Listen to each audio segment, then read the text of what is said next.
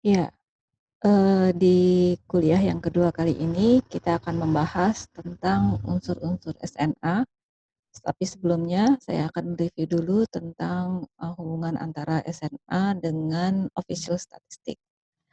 Kalau di pertemuan sebelumnya, saya membahas tentang official statistik, bahwa official statistik itu ada official statistik ekonomi, ada official statistik sosial. Maka untuk kali ini saya akan membahas tentang ekonomi, official statistik ekonomi. Jadi di official statistik ekonomi itu indikator yang dihasilkan itu adalah pertumbuhan ekonomi. Nah, indikator pertumbuhan ekonomi ini dihitung dengan cara membuat laju dari PDB seperti ini. Ini adalah model matematis gitu ya, model matematis untuk menghitung pertumbuhan ekonomi. Caranya dengan mengurangi PDB tahun atau periode saat ini dikurangi dengan periode sebelumnya, lalu dibagi dengan periode sebelumnya, PDB periode sebelumnya. Jadi tantangannya adalah bagaimana kita menghitung PDB ini. Nah, PDB ini kalau secara teori ekonomi dia dihitung dengan 3 pendekatan. Ada pendekatan produksi, pendekatan konsumsi atau pengeluaran atau expenditure, lalu ada pendekatan pendapatan atau income. Nah, untuk PDB yang dihitung dari ketiga pendekatan ini menghasilkan nilai yang sama gitu. Kemudian untuk menghitung PDB ini kita menggunakan SNA 2008 dalam penyusunannya. Selanjutnya ini adalah hubungan antara SNA dengan perekonomian. Jadi yang ditampilkan di sini adalah alur dari perekonomian nasional. Ini adalah bagian dari perekonomian yang terdiri dari 4 sektor, yaitu rumah tangga, kemudian di sini ada perusahaan atau rumah tangga di sini berperilaku sebagai konsumen, ini adalah produsen. Lalu untuk mengatur kegiatan perekonomian antara konsumen dan produsen ini ada pemerintah. Selanjutnya di sini ada luar negeri atau rest of the world gitu ya. Garis putus-putus ini, garis titik putus ini adalah wilayah perekonomian yang menggambarkan suatu negara atau suatu wilayah. Nah, dalam melakukan transaksinya, di sini konsumen dan produsen itu akan melibatkan institusi finansial. Jadi, kalau kita tahu bahwa ekonomi itu adalah ilmu yang mempelajari bagaimana mengalokasikan sumber daya yang terbatas untuk memenuhi kebutuhan manusia yang tidak terbatas, maka di sini manusia itu digambarkan dengan rumah tangga dan dia berperilaku sebagai konsumen. Untuk mengkonsumsi barang dan jasa, maka dia memberikan faktor produksinya berupa tenaga kerja sehingga mendapatkan balas jasa faktor produksi berupa upah gaji, dan kalau di sini dividen ini adalah keuntungan dari perusahaan yang dibagikan kalau kita punya punya apa namanya saham gitu ya. Kemudian produsen ini dia akan menghasilkan barang dan jasa yang dijual kepada rumah tangga. Uh, Lalu di sini juga ada pemerintah yang mengatur kegiatan perekonomian antara produsen dan konsumen. Peran pemerintah di sini dia bisa memberikan subsidi kepada produsen, dia juga memberikan sosial benefit kepada konsumen seperti yang terjadi saat ini ketika pemerintah memberikan bantuan langsung tunainya gitu ya dalam rangka dampak dari COVID-19. Lalu rumah tangga punya kewajiban untuk membayar pajak. Selanjutnya pemerintah juga mengkonsumsi produksi dari produsen ini. Kemudian rumah tangga ini ketika dia memiliki pendapatan dan sudah melakukan konsumsi sisa dan masih ada sisa, maka sisanya dia akan tabung di institusi finansial dengan imbalan berupa bunga gitu ya. Nah, oleh institusi finansial, tabungan yang berasal dari masyarakat ini, dari rumah tangga ini akan dipinjamkan ke produsen supaya produsen ini bisa meningkatkan lagi outputnya. Kalau outputnya sudah banyak dan sudah misalkan sudah dibeli semua oleh rumah tangga dan pemerintah gitu ya, maka dia akan melakukan ekspor ke luar negeri gitu.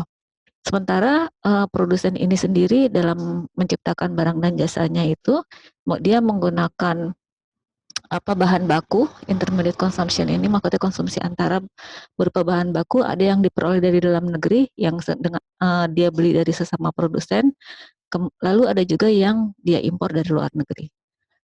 Kalau kita perhatikan bentuk dari sirkuit ini, dari alur ini, sifatnya adalah tertutup. Artinya semua transaksinya itu tergambar tergambar atau alurnya itu jelas gitu ya. Ini yang kita sebut sebagai perekonomian yang tertutup. Jadi walaupun dia transaksi dengan luar negeri atau rest of the world, jadi ini dianggapnya satu dunia sendiri, terus di luar itu adalah dunia yang lain gitu ya. Maka transaksinya tetap saja tertutup. Selanjutnya ini adalah interaksi penawaran dan permintaan. Ya, di SMA 2008 itu sudah mempertimbangkan teori ekonomi. Teori ekonomi yang digunakan di sini adalah teori ekonomi agregat demand dan agregat supply atau permintaan agregat dan penawaran agregat. Saya sudah sampaikan bahwa di makro itu ada 4 hal yang dibahas, ada produksi, ada tenaga kerja, harga, sama perdagangan internasional. Sementara di permintaan agregat atau agregat demand ini dipengaruhi oleh variabel-variabel ini, ada uang, pengeluaran, pajak, faktor lain, dan di penawaran agregat dipengaruhi oleh harga, output potensial, dan sumber daya. Interaksi antara penawaran agregat dan permintaan agregat dan penawaran agregat itu kita sebutnya sebagai kurva agregat demand dan agregat supply, dan pertemuannya ini adalah kondisi ekonomi yang paling optimum gitu. Nah, ini yang akan menghasilkan indikator-indikator yang ada di sini, yang 4 indikator ini. Jadi kalau untuk menggambarkan output produksi kita akan menggunakan pertumbuhan ekonomi. Kalau untuk menggambarkan tenaga kerja kita menggunakan indikator pengangguran, kalau harga kita menggunakan indikator inflasi, ekspor neto kita menggunakan indikator cadangan devisa, kita juga bisa menggunakan ekspor neto juga. Dan ini adalah hubungan kegiatan manusia dalam sistem neraca nasional. Jadi kalau manusia itu dalam melakukan aktivitasnya, itu kita bagi dua, yaitu aktivitas ekonomi atau tindakan ekonomi dan aktivitas non-ekonomi. Kalau dia melakukan aktivitas ekonomi, ini didasarkan adanya motif ekonomi dan resiko ekonomi.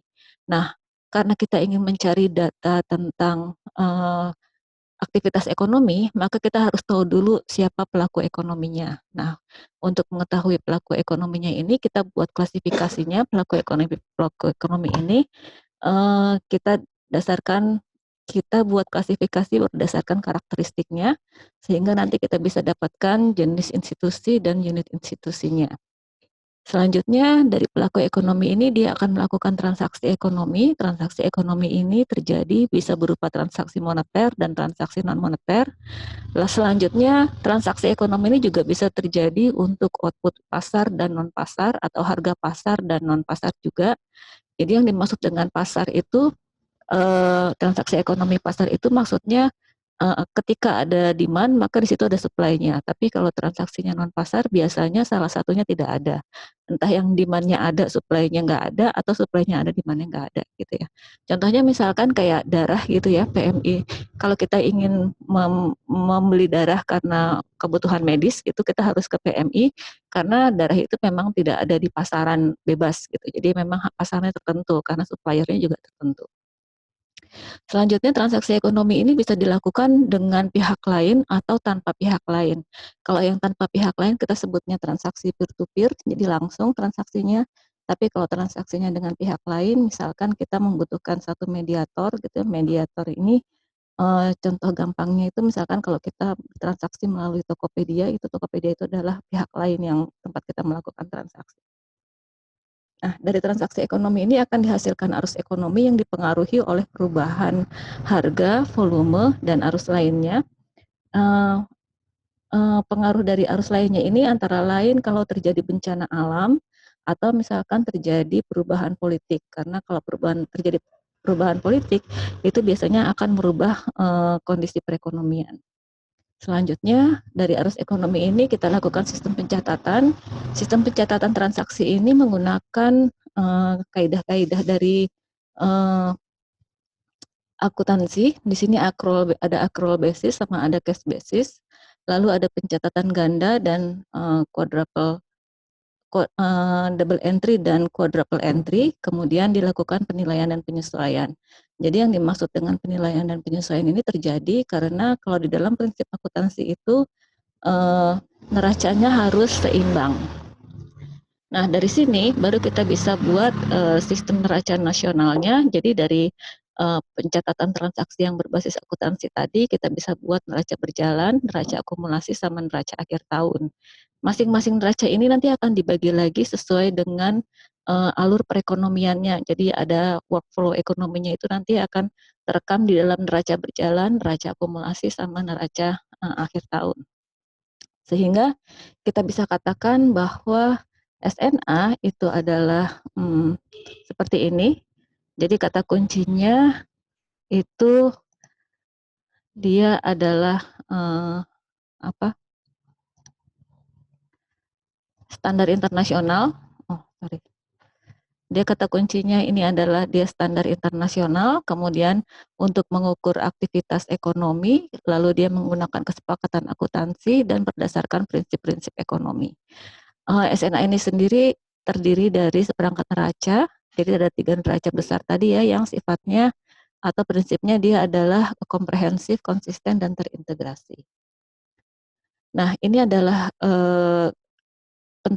penjelasan dari prinsip-prinsip dasar neraca. Tadi komprehensif itu dia mencakup seluruh aktivitas ekonomi dan informasi rinci.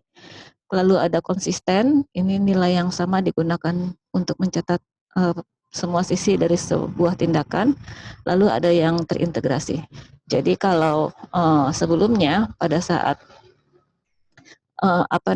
kita melakukan transaksi dan menggunakan prinsip-prinsip akuntansi, maka di prinsip akuntansi itu pencatatan di satu pihak itu juga dicatat di pihak yang lain, itu yang kita sebut sebagai double entry. Lalu setiap pihak itu punya neraca, neracanya itu bentuknya ada banyak gitu ya, contohnya adalah neraca berbentuk T, neraca tabel, sama neraca berbentuk matriks gitu ya. Nah, selanjutnya kita masuk ke unsur SNI. Sini ada 5A, aktor, activities, action, account, sama articulated. Sebenarnya ini adalah penjelasan dari yang bagan tadi gitu ya, bagan hubungan manusia dengan SNA. Nah, untuk aktor ini sendiri merupakan pelaku ekonomi, lalu activity-nya ini adalah perilaku ekonomi, sedangkan action-nya ini terdiri dari tindakan ini menghasilkan data flow dan data stock, lalu account-nya ini dia menggunakan format neraca. Sedangkan articulated ini maksudnya menggunakan prinsip dari akuntansi. Untuk aktornya, ini pelaku ekonomi ini terdiri dari dua, ada yang domestik, kita bagi dua gitu ya. Ada yang dari domestik sama dari luar negeri, di sini ada residen dan non-residen. Definisi dari residen dan non-residen ini bisa kalian lihat di modul. Jadi kalau ini tidak harus dia penduduk atau mempunyai dokumen berupa KTP atau apa gitu yang ada di situ gitu ya, tapi dia merupakan orang yang tinggal di wilayah ekonomi tersebut. Nah, dari domestik ini, dari pelaku ekonomi yang ada di domestik ini ada kita bagi dua lagi menjadi rumah tangga sama entitas legal lainnya. Ini yang kita sebut sebagai unit institusi. Jadi kalau aktornya itu kita lihat dari unit institusi, maka dia menjadi seperti ini. Kalau kita bagi lagi, ini menjadi yang namanya bukan unit tapi sektor institusi. Jadi ini yang disebut sebagai sektor institusi terdiri dari rumah tangga. Tadi entitas legal lainnya dibagi menjadi menjadi 3, dan korporasi ini dibagi menjadi 2, korporasi finansial, korporasi non finansial. Lalu di sini ada pemerintah, ada lembaga non-profit. Jadi semuanya ada 5. Nah, selanjutnya selain unit institusi, ini kita juga punya namanya unit ekonomi. Unit ekonomi ini terdiri dari 2, yaitu enterprise dan establishment. Enterprise dan establishment. Jadi establishment ini adalah enterprise atau bagian dari enterprise yang kita klasifikasikan menurut jenis aktivitasnya, kind of activity, dan menurut lokasinya. Jadi gampangnya kalau misalkan di sini ada STIS gitu ya, di STIS itu kegiatan ekonominya itu adalah jasa pendidikan misalnya. Kalau kita pendekatannya dengan enterprise, maka dia cuma satu. Tapi kalau kita pendekatannya dengan unit institusi, maka di STIS juga ada kegiatan misalkan kantin, terus ada juga kegiatan koperasi, ada juga mungkin yang jualan donat gitu ya, yang mahasiswa jualan donat. Maka kalau dengan pendekatan establishment, kita bisa mendapatkan kegiatan ekonomi yang lebih banyak dibandingkan kalau kita menggunakan pendekatan enterprise. Untuk penjelasannya, konsep definisinya itu ada di modul, bisa dibaca di situ. Nah, untuk aktivitasnya, aktivitas ekonomi ini terbagi 3, produksi, konsumsi, dan akumulasi. Nanti ada yang definisi produksi itu apa, konsumsi itu apa, akumulasi itu apa, itu ada di sana. Lalu untuk actionnya ini menghasilkan data flow sama data stock. Jadi SNA merupakan sistem neraca yang dirancang untuk mengukur persediaan dan arus flow. Jadi yang dimaksud dengan flow itu ciri-cirinya dia punya rentang atau range gitu ya, rentang waktu atau range gitu ya. Kemudian dia bisa dijumlahkan. Misalkan kalau di sini 1 Agustus gitu, kemudian di sini 31 Agustus. Kalau misalkan saya cari data pengeluaran, maka saya bisa menjumlahkan pengeluaran tanggal 1 Agustus sampai tanggal 31 Agustus. Jadi tinggal dijumlahkan gitu ya pengeluarannya setiap hari. Tapi kalau bentuknya stok gitu, maka saya nggak bisa menjumlahkan ini. Jadi kalau misalnya ini tanggal 1, tanggal 31 Agustus, misalkan untuk tabungan gitu ya, data tabungan, saya nggak bisa jumlahin tabungan karena misalnya tanggal 1 saya nabung, tanggal 2 diambil, terus nanti tengah-tengah nabung lagi, terus diambil lagi. Jadi kalau saya mau saya ingin tahu berapa jumlah tabungan bulan Agustus, ini saya tidak bisa jumlahkan gitu. Tapi kalau saldo di tanggal 31 Agustus, ini saldonya, ini baru saya bisa jumlahkan, bisa saya sebutkan gitu ya. Ini yang kita sebut sebagai data posisi. Makanya dia disebutnya posisi karena berupa stok gitu ya, berupa persediaan. Selanjutnya ini adalah neraca. Neraca tadi ada 3 gitu ya. Neraca berjalan, neraca kapital, sama neraca akhir tahun. Dan ini adalah bentuk neracanya. Bentuk neracanya seperti ini. Kalau neraca di account itu bentuknya seperti ini. Ini ada pengeluaran, ada sumber. Nah, ini adalah kalau misalkan ini A, dia punya neraca seperti ini. Ini ya. Ini B, dan A melakukan transaksi ke B, maka transaksinya itu dicatat di A juga, dicatat di B juga. Ini yang kita sebut sebagai double entry. Double entry. Nah, kalau dia belanja ke B, maka itu jadi pengeluarannya di A, yang dia akan menjadi penerimaan di B. Gitu. Nah, kalau B sudah punya sumber, gitu, punya dana, dia akan melakukan konsumsi pengeluaran. Begitu juga dengan A, kalau apa namanya A ini dia bisa belanja ke B, maka berarti dia punya sumber yang mungkin berasal dari pihak lain gitu ya, dari neraca lain. Jadi ini yang kita sebut sebagai quadruple entry. Jadi apa namanya, kalau double entry itu A sama B, kemudian quadruple entry itu adalah masing-masing ini dia dicatat ada 4. Ini yang kita masuk sebagai neraca di account-nya. Lalu untuk kalau tabel itu bentuknya sama seperti tabel, kayak tabel PDB itu contohnya itu adalah neraca dalam bentuk tabel.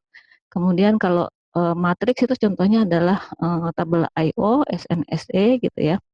Terus kalau untuk neraca satelit misalnya Sysnerlink, sistem neraca lingkungan itu adalah neraca satelit. Jadi kalau neraca satelit ini dia spesifik gitu, bentuknya spesifik untuk satu permasalahan. Kalau di sini misalkan lingkungan gitu ya.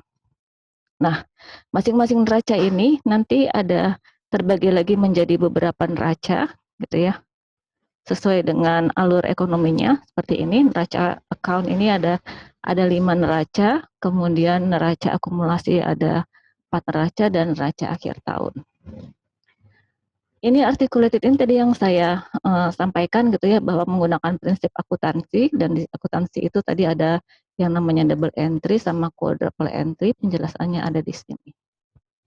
Ya, kira-kira begitu untuk unsur neraca, mudah-mudahan bisa dipahami. Ya, assalamualaikum warahmatullahi wabarakatuh.